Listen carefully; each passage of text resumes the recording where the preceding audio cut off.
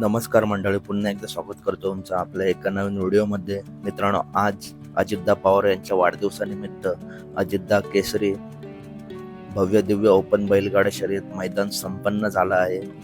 या मैदानात नवम हिंद केसरी बकासूर सकाळीच दाखल झाला होता आणि मित्रांनो, प्रेक्षकांना ही आतुरता होती की बकासूर नक्की कोणत्या गटात पळेल. तर मित्रांनो, बकासूर आज खूप लवकर पळाला.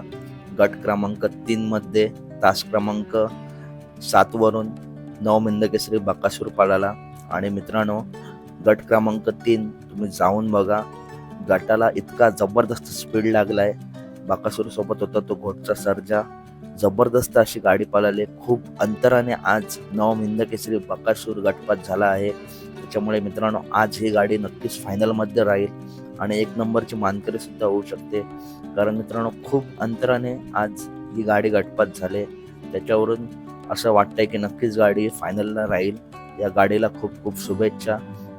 तर मित्रांनो, कशी वाटली व्हिडिओ आवडल्यास नक्की व्हिडिओ लाईक करा, चॅनलला सबस्क्राईब करा. भेटूया पुढच्या व्हिडिओमध्ये.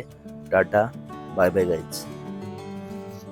आणि बकासूर नक्की कोणत्या सेमीमध्ये पळेल ती सुद्धा अपडेट आपल्या व्हिडिओ मार्फत तुम्हाला भेटेल. त्यामुळे आपल्या चॅनलला नक्की सबस्क्राईब करा. Tata, bye bye guys.